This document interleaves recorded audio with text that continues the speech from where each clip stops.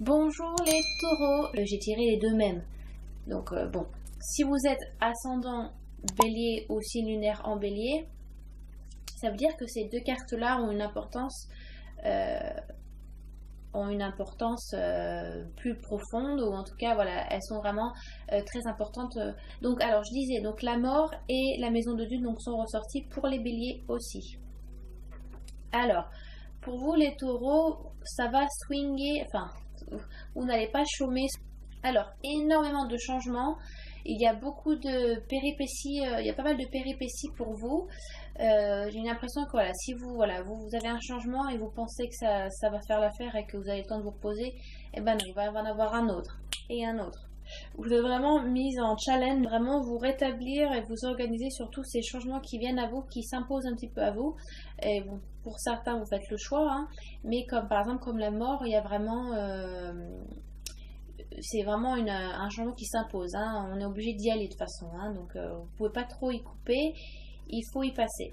Alors, donc on va commencer avec la carte numéro 10, qui est la roue de la fortune. Donc dans la numérologie, le numéro 10, en général, c'est un numéro qui annonce la fin d'un cycle. Et la roue de la fortune, c'est exactement la même chose, c'est la roue qui tourne. Bon, alors, la roue de la fortune est une carte neutre, hein, donc elle est ni négative, ni positive, ni négative, ni positive, pardon, ça va dépendre de vous.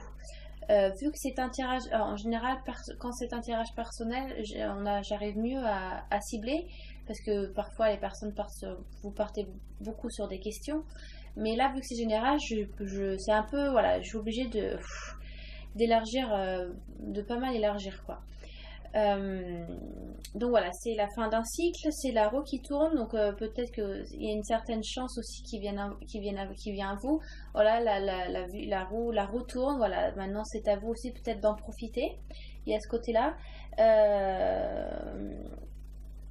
Donc voilà, c'est une carte neutre parce que ça va dépendre de vous. Si vous souhaitez prendre le coche, quoi, c'est une carte qui dit un petit peu ne loupez pas le coche. Si vous avez l'opportunité de le faire, eh ben, il faut peut-être y aller. Voilà, donc c'est une carte qui aussi clôture le passé et donc qui est en attente de l'avenir. Donc voilà, début de tirage, c'est une carte qui clôture un épisode du passé et donc qui va en débuter un nouveau. Et donc, si c'est en fin de tirage, ça va être l'inverse. Donc, vous arrivez vous clôturez tous les cartes précédentes pour repartir sur de nouveau. Bon, vous, là, c'est au début. Donc, vous dites, voilà, il y a un changement qui se fait, la roue qui tourne. Donc, comme je disais, elle est neutre. Donc, elle va vous orienter vers des changements positifs ou négatifs. Donc, c'est à vous de voir ça selon où vous en êtes dans votre vie. Je ne peux pas me permettre parce que ça serait pas vrai et pas juste pour certains et certaines. Donc voilà, voilà, soit vous allez tomber sur des choses un peu plus positives et pour d'autres vous allez tomber sur des choses un peu plus négatives qui vont demander à nouveau du changement. C'est une carte, voilà, de toute façon qui annonce l'inévitable. Donc d'un côté, même si vous loupez le coche à ce moment-là, la roue continue à tourner, vous êtes obligé de vous arrêter sur autre chose, hein. C'est aussi, voilà, c'est aussi une carte qui annonce la roue de la vie. Voilà, tout ce qui commence finit et que tout ce qui finit commence. C'est un petit peu ça aussi. C'est aussi un cycle sans fin. Vous voyez, c'est comme les saisons de l'été à l'hiver, de l'hiver à l'été. C'est toujours la même chose, mais en même temps, on a toujours des années différentes. Mais on passe toujours par les mêmes saisons. J'espère que c'est assez compréhensible pour vous, la roue de la fortune. Donc voilà, pour certains, certaines, si ce tirage vous touche vraiment, il y a vraiment, vous sentez vraiment que la roue tourne pour vous, donc il y a vraiment une chance qui va vous tomber dessus peut-être, ou des opportunités qui vont vous permettre d'avancer, mais il va falloir faire un choix. Dans le sens où c'est des changements qui sont quand même inévitables, donc de toute façon vous êtes obligé d'y passer, mais si vous vous y prenez à temps, vous allez pouvoir faire des choix vous allez pouvoir faire le choix que vous voulez, enfin vous allez pouvoir vous permettre de faire des choix. Si vous attendez trop, si vous attendez le dernier moment, forcément oui c'est inévitable, donc vous allez y tomber dessus, mais pas forcément de la manière dont vous le vouliez. D'accord? La roue de la fortune est là. Après, c'est à vous d'arrêter la roue et de vous dire, moi je vais le faire de cette manière-là, ou je ne veux pas le faire de cette manière, mais je veux le faire de cette façon-là. Alors que si vous attendez que la roue elle s'arrête toute seule, bah, soit vous tombez sur quelque chose qui va vous convenir, tant mieux, vous avez un coup de chance, soit vous tombez sur quelque chose, bah non, en fait, je savais, ça aurait été plus intelligent si ça avait été plus. Oh là là, j'arrive plus. Je passe ma vie à parler anglais tous les jours, alors je m'excuse si mon français est nul. Je fais de mon mieux, franchement. Donc, soit vous prenez l'initiative d'arrêter la roue et donc vous faites vous aboutissez de la manière dont vous souhaitez, voilà. Soit bah, vous attendez la fin, mais vous n'allez pas forcément tomber sur la case dont vous souhaitez. C'est pour ça qu'elle est neutre. C'est à vous de prendre l'initiative. Même si c'est inévitable, vous pouvez vous y prendre à l'avance. Donc voilà, quand même vous terminez, peut-être vous étiez sur un cycle et que vu que la roue de la fortune est en début de tirage pour vous les taureaux, vous allez peut-être, voilà, donc vous arrêtez, vous finissez un cycle avec la carte numéro 10, donc vous finissez un cycle et vous allez en débuter un nouveau qui est assez qui n'est pas de tout repos, on va dire. Donc vous êtes vraiment sur un changement qui est assez imposant pour vous les taureaux. Pour vous, vous avez déjà senti ce changement et donc vous avez fini la boucle et donc vous passez sur un nouveau cycle. Et donc on passe sur la mort. Alors, comme je disais, la mort est tombée également pour les béliers. Alors la mort, ça annonce encore la fin d'un cycle. Décidément... ça, ouais, voilà, c'est pas de tout repos pour vous. Je pense que vous tombez sur une impression que, bon, ouf, ça y est, c'est la fin d'un cycle, ça y est, j'ai mis des bases, ça y est, j'ai pris l'initiative de faire ça, je me suis organisée, et vous dites, quand vous sentez qu'enfin vous pouvez vous reposer, eh ben non, c'est reparti, il y a encore du changement, il y a encore peut-être des choses qui s'annoncent, et sur des choses peut-être que vous ne vous attendiez pas. Parce que vous avez peut-être tout planifié, tout bien changé, mais ce n'est pas, ne restez pas trop, là c'est vraiment un conseil, hein, ne restez pas trop sur vos lauriers. Non, c'est pas gentil de dire ça.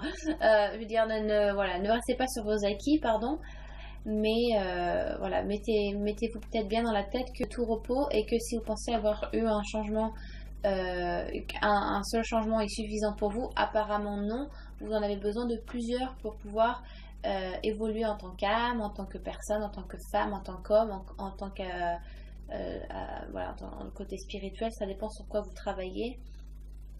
Mais voilà, avec la roue de la fortune, donc ça peut être vraiment la fin d'une relation, la fin d'un job, voilà, un déménagement, vous changez de ville, ou alors vous en débutez un de cycle, ça peut être donc une nouvelle relation, donc un nouveau travail. Vu que c'est une carte neutre, soit ça va être la fin de quelque chose, enfin c'est la fin de quelque chose pour vous, et pour certains ça va débuter quelque chose, donc une nouvelle relation,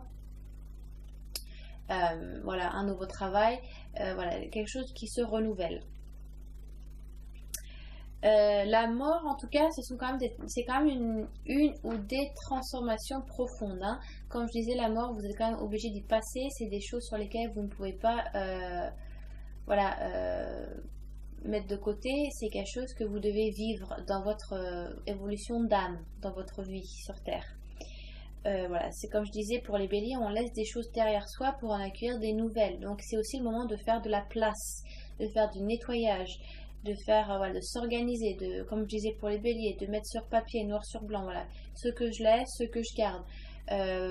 Laisser les choses nocives que vous avez depuis un certain temps et voilà, vous vous rendez compte que ça vous tire plus vers le bas qu'autre chose. Donc des personnes, des choses que vous gardiez de vos de vos arrière-grands-parents, de vos grands-parents, de vos parents, voilà, peut-être un nettoyage dans la maison, voilà, se rafraîchir un petit peu, avoir un nouveau souffle.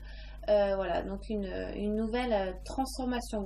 Là, on voit que le squelette donc, est comme couvert d'une certaine peau et la couleur de la chair dans le tarot de Marseille correspond aux couleurs terrestres, donc aux émotions terrestres, donc au corps terrestre, donc nous en fait, notre couleur à nous, la couleur de la chair. Mi-août, hein, ou alors c'est votre présent actuel, vous vous sentez un petit peu à poil parce que voilà, vous savez pas trop sur quoi repartir, vous pensez que le changement avec la roue de la fortune, c'était suffisant et qu'en fait non, il faut encore se renouveler, il faut encore pousser ses limites, voilà, c'est un peu fatigant, Mais en tout cas, ça vous est nécessaire.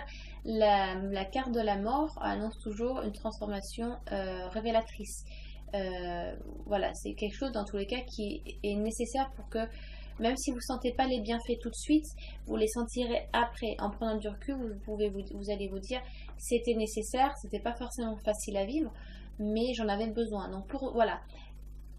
Pour d'autres, ça va être quelque chose dont vous sentiez vraiment que c'était nécessaire et que ça vous soulage. Pour d'autres, c'est vraiment des choses pas forcément faciles à vivre, sur lesquelles il faut s'organiser. C'est pas très simple. Voilà, donc vous sentez un petit peu à poil parce que, voilà, peut-être que, étant donné que vous avez commencé un nouveau cycle avec la roue de la fortune, voilà, un nouveau taf, voilà, je suis contente et tout, ça change, c'est rafraîchissant, une nouvelle relation. Eh ben, vous allez vous rendre compte qu'en fait, ça va demander beaucoup plus de travail que vous le pensiez. Voilà, il y a peut-être un début de lancement qui peut être un peu fatigant, un peu difficile parce qu'il faut aussi s'y habituer. Ça peut être beaucoup de responsabilités et vous ne pensez pas trop à ça. Vous pensez que ça allait être quand même moins lourd à porter. Ça peut être une relation. Alors, si vous débutez une relation, honnêtement, ça peut être une relation qui va débuter sur de la difficulté. Hein. Je vais pas mentir, hein. Ça va être un peu difficile au début, hein, parce qu'après il y a la maison de Dieu. Alors soit c'est une relation qui débute sur les chapeaux de roue et ça va pas forcément durer parce que ça vous êtes deux personnalités qui voilà, ça c'est comme les hérissons, il y a un peu de difficulté. Mais ça aurait été intéressant de tirer une quatrième carte et voir après la maison de Dieu, mais bon, voilà. Je fais 3 cartes, donc je fais 3 cartes. Ça, c'est à vous de voir ce qui se passe, ce qui se passera. Hein. Donc, si vous débutez une relation, c'est un peu sur les chapeaux de roue. Il y a quelques difficultés. Voilà, vous êtes deux personnalités assez fortes, donc c'est un peu difficile de s'imposer ou en tout cas de laisser la place à l'autre. Ça peut être tout simplement une relation aussi qui vous amène à des gros changements parce que ça peut être une relation qui va vous demander de faire des déménagements, de faire des concessions aussi. Hein, la mort vous demande de mettre beaucoup d'eau dans votre vin et de faire des concessions, des compromis. Hein, c'est ça quand on est en couple, hein, on fait des compromis. Mais en tout cas, c'est pas une relation anodine dans le sens où c'est une relation. C'est comme si vous rencontrez votre âme sœur. Alors je crois que c'est l'âme sœur ou l'âme jumelle, je ne sais plus. L'âme sœur n'est pas nécessairement un côté, le côté sentimental, mais ça arrive souvent. Donc même, en tout cas, l'âme sœur, c'est que vous êtes obligé de revivre à travers cette personne. Vous avez déjà rencontré cette personne dans une vie antérieure, mais peut-être que ça n'a pas été compris ou que ça n'a pas été assimilé, la leçon n'a pas été apprise. Donc la personne revient dans cette vie-là sur Terre pour que peut-être vous repassiez les mêmes émotions, les mêmes difficultés, pour qu'enfin peut-être que vous compreniez pourquoi ça n'a pas marché ou qu'il y a quelque chose que vous devez changer par rapport à vous, votre manière de penser, votre manière de parler, la manière dont vous agissez avec les autres. Mais il y a en tout cas, vous avez besoin de revivre une expérience. Donc ça peut être ça. Peut-être que vous ressentez ça. Donc dites-moi dans les commentaires. Voilà, vous sentez que c'est la personne de votre vie ou alors vous êtes vraiment en accord avec cette personne. C'est votre moitié, mais ça marche pas parce que forcément, voilà, c'est des choses à revivre sur des anciens karmas. Et en général, les âmes jumelles. Les âmes sœurs, pardon, ça peut être des choses sur lesquelles on ne s'y attend pas. Par exemple, je vous donne un exemple, hein, ça arrive des fois, il y a des hommes et des femmes donc, qui sont hétérosexuels, mais sans raison, ils vont se sentir attirés par une personne du même sexe. Et ils vont pas comprendre parce qu'ils se disent mais j'ai toujours été hétéro, je suis pas forcément lesbienne ou homosexuelle, enfin homosexuelle quoi. Mais pour des raisons que vous ne comprenez pas forcément, et c'est déjà arrivé, hein, et il y a des personnes qui seront trouvées donc en relation avec quelqu'un du même sexe parce que c'est plus fort que vous devez y passer. C'est ce côté d'âme sœur qui est là. Vous devez repasser les mêmes émotions, repasser le karma parce que ça n'a pas été compris peut-être dans une vie antérieure ou c'est quelque chose que vous devez passer, vous devez donc aboutir dans cette vie-là. Et en général, ça ne marche pas forcément bien, hein, les âmes sœurs, hein. En général, c'est fait pour que ça dure un certain temps pour comprendre une leçon, et puis après, la personne s'en va parce que ça a été compris, voilà, ça a été fait, et on passe à autre chose. Voilà, je voulais faire une petite parenthèse là-dessus. J'espère que je vous ennuie pas trop avec mon blabla, mais je trouve ça intéressant. Donc où est-ce que j'en suis? J'en suis à la mort. Non, oui, voilà, pardon. Il y a quand même, voilà, donc c'est peut-être un changement de vie ou un changement de vous-même. Donc voilà, un ancien soi, un ancien vous que vous laissez mourir, et pour pouvoir permettre à un nouveau vous de s'éveiller, de se réveiller enfin en vous, et pour évoluer ensuite dans votre vie. Donc roue de la fortune, donc à vous de... Soit vous prenez l'opportunité de stopper la roue, comme ça vous arrivez peut-être à tomber sur quelque chose qui vous correspond plus et qui vous permettra de vivre le changement plus facilement. Soit vous attendez et donc forcément soit vous tombez sur quelque chose de positif et vous avez donc de la chance, soit peut-être c'est quelque chose d'un peu plus difficile parce que vous n'êtes pas pris en avance, et va falloir quand même y passer et faire avec. Donc voilà. Soit c'est positif, soit c'est négatif. Voilà, vous pensez que ce changement-là était nécessaire, mais vous retombez avec la mort, donc rebelote, on y retourne, hein, allez, rechangement. Et on tombe sur la maison de Dieu, qui est pas forcément mieux, parce que c'est encore un recommencement. Décidément, l'impression que vous faites... Alors, pour certains, ça va être échec sur échec, hein. C'est bon, là ça marche pas, bon, je fais autre chose. Ça marche toujours pas, bon, autre chose. Mais un échec, les échecs amènent à la réussite. Parce que si vous savez que ça marche pas que ça ne marche pas, vous n'allez pas le refaire. Donc, vous essayez autre chose. Bon, ça marche pas non plus, bon, je fais autre chose. Là, ça fonctionne. Bon, je sais que je pourrais le refaire. Ou de cette manière-là, voilà, je pourrais apprendre à mes enfants que ça marche de cette manière-là. Enfin, j'en sais rien, mais... voilà, vous vraiment... Alors, pour certains, vous tentez vraiment des choses... Et vous savez que vous allez tomber sur des échecs, mais vous savez que vous devez y passer, mais vous voulez essayer pour voir où ça vous mène, et pouvoir faire éliminer les choses qui ne marchent pas, et garder celles qui fonctionnent. Ou alors vraiment vous êtes tête brûlée, et que vous êtes borné, et que, et que vous faites les mêmes choses, et que vous savez que ça marche pas, mais vous retombez dans le panneau quand même. Voilà, je sais pas si vous tombez toujours sur les mêmes gars. Voilà, alors c'est un exemple, hein, que je donne, d'accord, je juge personne, hein. Mais je sais pas, peut-être que vous étiez en relation avec quelqu'un de difficile et qui ne vous correspondait pas, donc bon, vous avez mis un terme, mais que vous attirez toujours les mêmes gars, ou les mêmes femmes, vous voyez, les mêmes personnes, vous retombez toujours dans le panneau en fait. Donc soit c'est ça, soit alors voilà, changement, on croit que ça suffit, ça suffit pas, on y retourne, c'est reparti pour un lot. Et vraiment, c'est bon, vous retombez sur vos pattes. En tout cas, ça c'est bien, vous retombez sur vos pattes à chaque fois. Mais voilà, il faut quand même passer quelques péripéties, hein. Donc, la maison de Dieu, ça annonce une chute, ça peut annoncer une perte, ça aussi annonce un nettoyage, donc un recommencement. Comme je disais, les échecs amènent toujours à la réussite parce qu'on comprend pourquoi ça ne marche pas. C'est aussi donc, comme je disais, pour les béliers, c'est une explosion d'énergie. Peut-être qu'avec tout ce surplus et tous ces échecs, vous allez peut-être comprendre pourquoi ça ne marche pas, faire peut-être une pause, vous dire attends, je ne comprends pas pourquoi ça ne marche pas, et je vais réussir et je vais comprendre pourquoi ça ne fonctionne pas. Peut-être vous faites ça, des choses sans réfléchir, et que ça marche pas, boum, ça ne marche pas, boum, c'est raté. Et peut-être que vous allez prendre le temps peut-être de vous poser et de vous dire pourquoi ça ne fonctionne pas.